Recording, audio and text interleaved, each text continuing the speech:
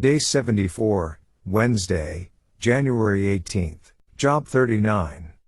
Job 39 1-30 NKJV. Do you know the time when the wild mountain goats bear young? Or can you mark when the deer gives birth? Can you number the months that they fulfill? Or do you know the time when they bear young?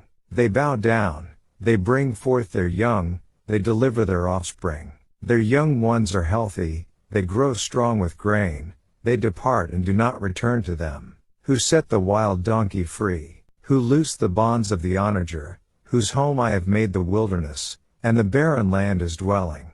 He scorns the tumult of the city, he does not heed the shouts of the driver. The range of the mountains is his pasture, and he searches after every green thing. Will the wild ox be willing to serve you? Will he bed by your manger? Can you bind the wild ox in the furrow with ropes? Or will he plow the valleys behind you?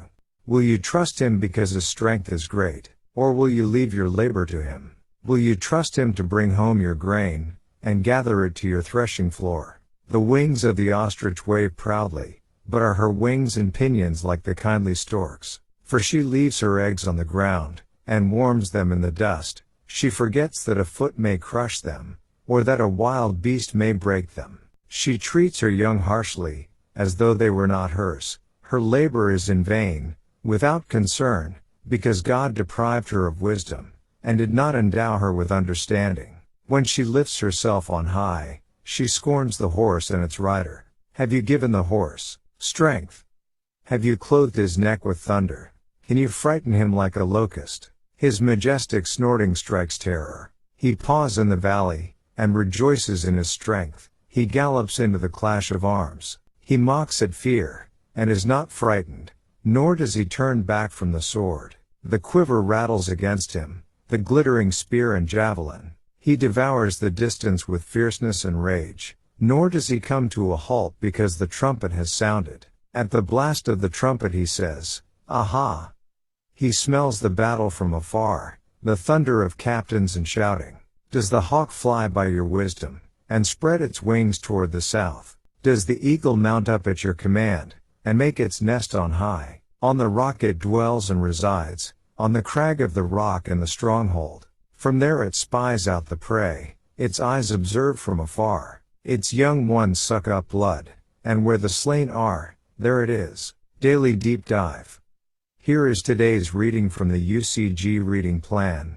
Job 39 1-4 shows that God is concerned not just for predators but for prey, mountain goats and deer, having ensured that they are cared for at birth when they are most vulnerable. The illustration of the wild donkey in verses 5-8 is rather interesting because Job used it as a symbol of the oppressed poor in Job 24:5. Job complained about the poor, like the wild donkey, having to eke out an existence in the wilderness. Yet God here says that the wild donkey is actually happier in the wilderness than in the tumult of the city serving a hard master. Beyond the literal meaning, perhaps God is implying by analogy that human beings will experience freedom if we find contentment in whatever circumstance He has placed us. See Philippians 4:10-12. He could also be saying that it may actually be better to be among the poor than to be rich and powerful and enslaved to the vices of that life. After all, as Jesus will later explain, it is very hard for a rich man to enter God's kingdom. Matthew 19:23-24. God next presents the powerful wild ox, verses 9-12. It has great strength and is capable of much but generally will not submit to serving people's needs. Is God drawing another analogy with people here? Perhaps.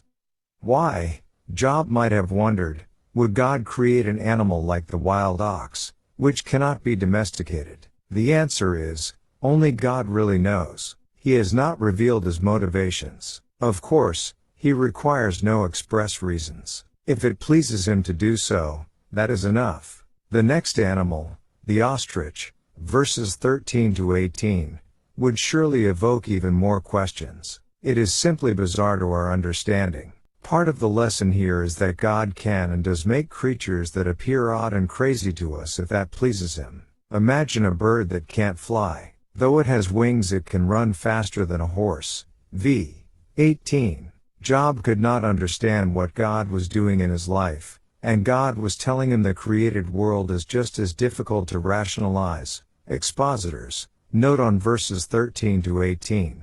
Indeed, there is more here. God says that this bird exposes the eggs of its offspring to danger by leaving them on the ground and is even harsh with its young, probably referring to the fact that yearlings are driven off at mating season. Recall that Job had basically accused God of indifference to human beings. Now God draws Job's attention to a parent in the animal world that really is practically indifferent to the plight of its young.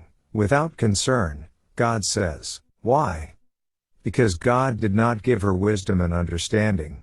Verse 17. This means that parental care and concern is part of what God himself considers to be wisdom and right understanding. So surely he must have this care for his own human children, including Job. God's discourse then moves on to the horse. Verses 19 to 25. Here is a great and powerful animal, brave and fearless. In verse 20, the words "Can you frighten him like a locust?"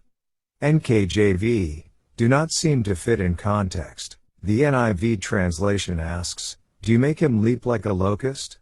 Hurdling obstacles on his way into battle. This animal, we should observe, is not wild. It devotes its strength, boldness and courage to serving its rider, and it is a wonder to behold. Finally, God mentions the hawk and the eagle. In contrast to the ostrich, these birds fly, they have incredible eyesight, eagle eyes, they have the wisdom to build their nests in a high stronghold, and they provide for their young. Verses 26 to 30. In the skies above and in the untamed wilds, to the ends of the earth and beyond, all creation bears witness to the glory and majesty of God, far above the ways of man. It is a humbling lesson for Job. End.